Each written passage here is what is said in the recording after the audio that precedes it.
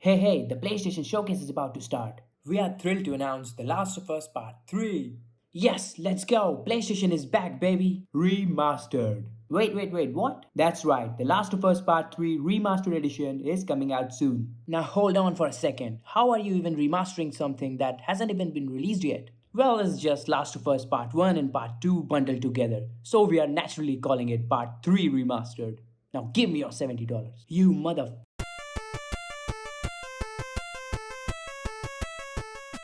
I'm not anti-remaster or remake by any means. If it weren't for the Shadow of the Colossus remake, I would have completely missed out on that masterpiece. But lately it feels like Sony is focusing on the wrong games. There are so many incredible games out there waiting in line for a remaster, while we are getting updates for titles that still look good enough on their own. So today I'm going to give a little love to the ones that have been left behind. Here are 8 PlayStation games that truly deserves to be remastered before we get yet another Last of Us remaster at least.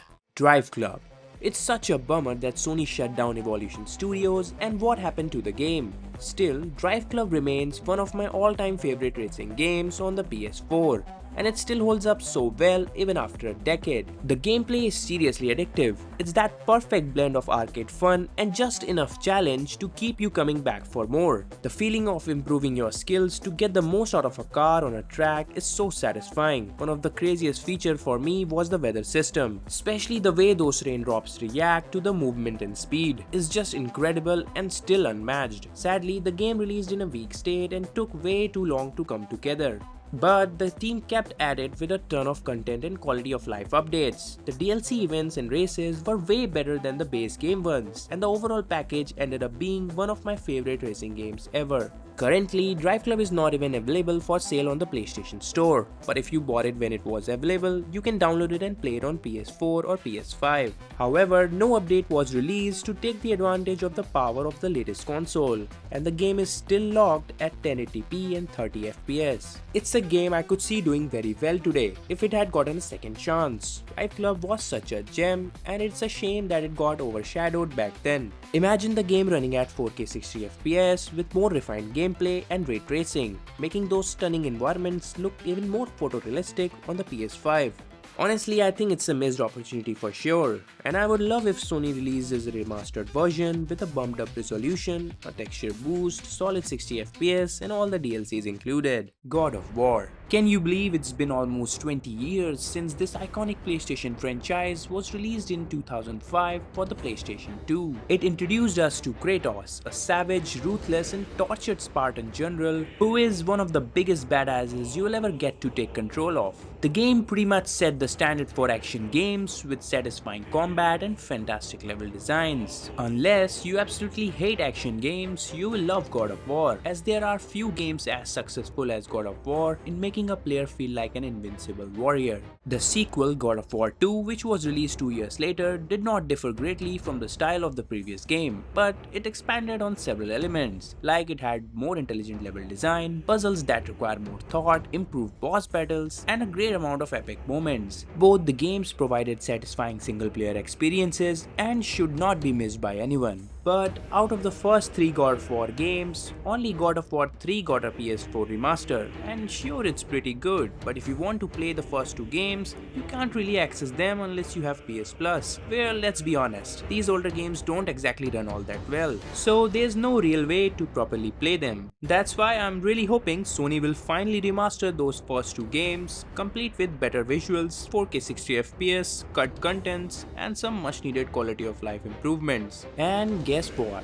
There's actually a rumor that this could be happening soon, and we might be getting even more than just the remasters of the first 2 games. According to the rumors, Sony might release remasters of God of War 1 and 2 on the PS5 just in time for the franchise's 20th anniversary. The rumor also mentions remasters of spin-off titles like Chains of Olympus and Ghost of Sparta, which were released originally on portables, and even 2013's God of War Ascension. Apparently, these projects could be announced as early as March 2025. Now, this is just a rumor and from an unverified source, but honestly, if Sony is going to remaster the older God of War games, the 20th anniversary seems like the perfect time. Bloodborne.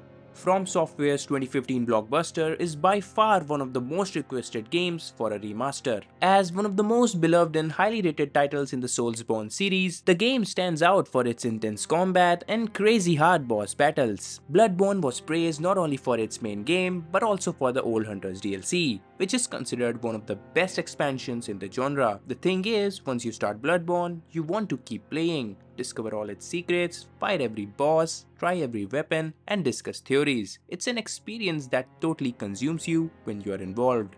The game is near perfect, with well-crafted boss battles, unique enemy designs, fast-paced combat, gothic visuals, and interesting NPCs and side quests. While the difficulty and some backtracking may be a turn-off for certain players, Bloodborne still delivers an unique experience that, while reminding players of other From Software games, stands out in its own right. Still, Bloodborne is currently held back by technical limitations, making it a prime candidate for a remaster. The game still runs at 30 FPS on both PS4 and PS5, with frame rates dropping to the low 20s in more hectic areas. These drops, along with the extended load times, severely impact the fast-paced aggressive combat that the game is known for. A remaster for PS5 could easily fix many of these issues. For instance, a solid 60 FPS at 4K resolution could allow for smoother gameplay. Even the textures, lighting, and environmental details could also be enhanced. Plus, the load times could be reduced greatly if taken advantage of the modern hardware. But even after enormous demands for a remaster, Sony is still completely silent. So, till the remaster gets announced, fans will continue to express their desire for one, showing just how much of an impact the game made.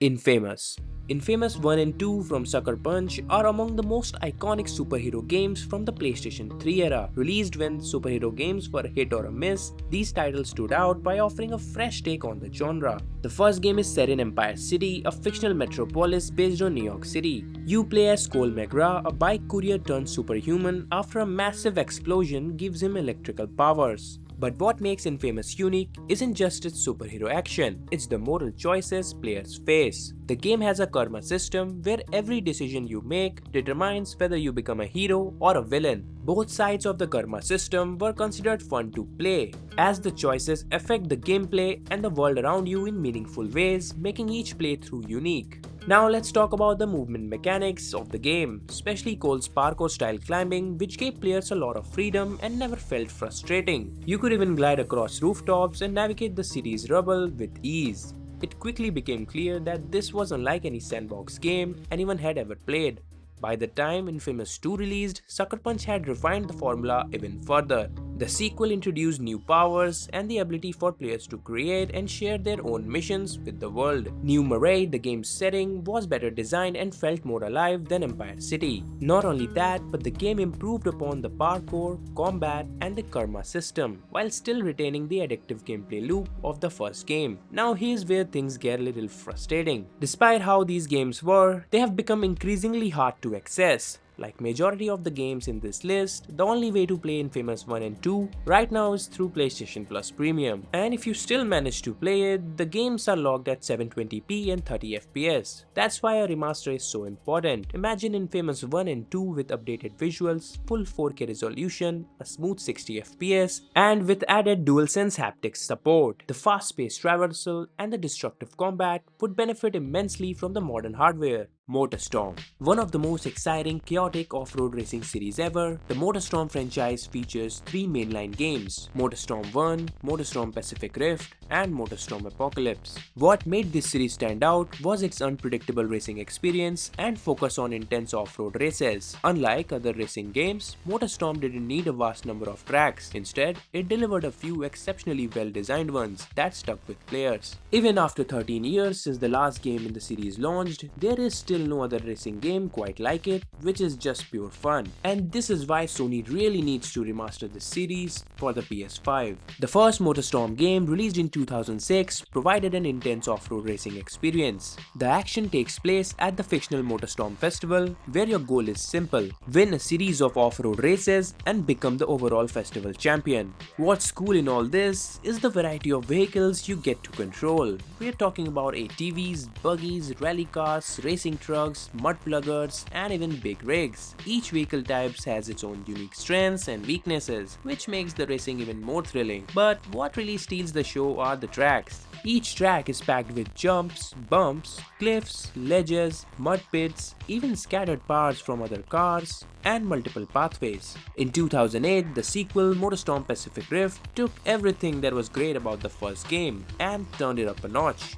This time, the action moved away from the dusty desert environment of the first game into a lush tropical island, complete with interactive vegetation. And it brought with it some awesome new additions. We are talking about 4-player split screen, as well as new vehicle classes like monster trucks. These trucks could crush cars, break through vegetation, and even destroy structures on the tracks. Also, the tracks got better, the vehicles handling improved, and the overall experience was just more refined. Then in 2011, we got MotorStorm Apocalypse, the final mainline game in the series. This one introduced urban environments that were literally falling apart around you. As you raced through cities ravaged by natural disasters like earthquakes and tsunamis, the tracks would change in real time too. Bridges would buckle and twist, buildings would collapse, and rifts would open up beneath you while you were still racing. Not only did Apocalypse add new vehicles like supercars and superbikes, but it also introduced deeper vehicle customization, 40 racetracks, and even a story mode.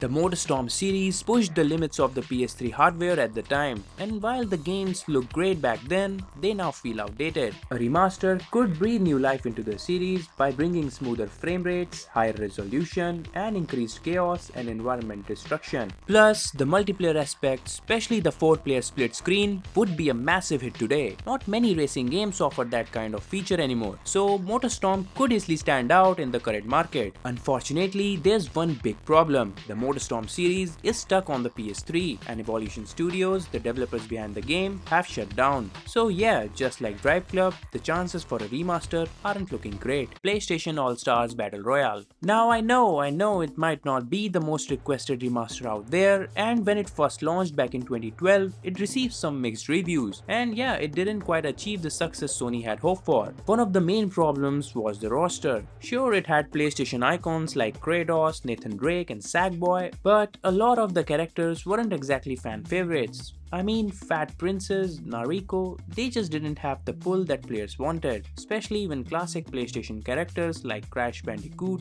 were noticeably absent. But despite that, PlayStation All-Stars did offer some unique features. Its gameplay was not a direct Smash Bros. Clone. It introduced a super meter that could be filled up to unleash character-specific finishers. This was a fresh approach to the party fighter genre, giving PlayStation All-Stars an identity of its own. Plus, the chaotic battles were fun and unpredictable. Now, let's be real, the game wasn't perfect, its presentation wasn't the best, the balancing was a little off, and the single player mode, well, let's just say it wasn't anything special. Even I have to admit, I played it for a few hours when it came out, and then yeah, it just kind of sat untouched. But here's the thing, if Sony gave it a few updates and tweaks, I truly believe this game could work today. A remastered version of PlayStation All-Stars could fix all those flaws. Imagine new arenas, better design levels, smoother gameplay, and most importantly, a completely updated roster with the latest PlayStation stars like Aloy from Horizon, Jin from Ghost of Tsushima, and Joel and Ellie from The Last of Us, to name a few. Plus, with the online multiplayer being such a massive focus in gaming now, a revamped PlayStation All-Stars could absolutely take off if done right. Throw in long-term support with DLC characters and updates, and it could totally find its audience today. Grand Theft Auto 4. It's the only non-PlayStation exclusive game on this list, but I have to include GTA 4. Released in 2008, it remains the most critically acclaimed entry in the GTA series. It's surprising that Rockstar has not yet released a remaster of this iconic game, especially since it seems like an easy win for them. With a few tweaks and updates, the remaster could sell like hotcakes, potentially even outselling the original if done right. If you are wondering why GTA 4 stands out, it's because it offered something entirely different from its predecessors. One key feature was its focus on realism and a more grounded tone compared to the previous games. This shift in the style wasn't just limited to the gameplay, it also impacted the narrative. Plus, the game's protagonist, Niko Bellic, is one of the best characters in gaming. He was not only badass but also sympathetic and at times hilarious. His deeply relatable personality made him unique compared to the previous GTA protagonists. Apart from the game's protagonist, a massive part of GTA 4's success came from its setting. setting, Liberty City. Although the map was limited, Liberty City was still incredibly fun to explore. Its grittier, more somber atmosphere gave the game a distinct vibe. The dark, moody streets and the realistic aesthetics made Liberty City feel alive and immersive. The game's physics engine was also a major leap, particularly in areas like car handling and ragdoll mechanics. I think GTA 4's driving physics are superior to those in GTA 5. Vehicles felt heavier, making driving more challenging but also more fun. In addition to the base game, GTA 4 offered two highly acclaimed DLCs, The Lost and Damned and The Ballad of Gay Tony. These expansions introduce new storylines and characters, while seamlessly tying back into the main narrative. Upon release, GTA 4 received overwhelmingly positive reviews, which made the game a must-play. Currently, GTA 4 runs at 1080p and 30 FPS, which feels dated. The PC port in particular has a notorious reputation for poor performance. When the PC version launched, it was riddled with issues, and many of those problems still persist today. A remaster could bring much-needed improvements, including better visuals, a stable 60 FPS, higher resolution, and updated character models. While no confirmation has been made about an official remaster, there's always hope. But given the negative reception of the GTA Trilogy Definitive Edition, it seems that Rockstar might take their time to revisit GTA 4 for a proper remaster. Metal Gear Solid 4. MGS4 was my first Metal Gear game, and if you are like me and come to the game with no prior Metal Gear knowledge, you will still uncover one of the most absorbing stories ever told.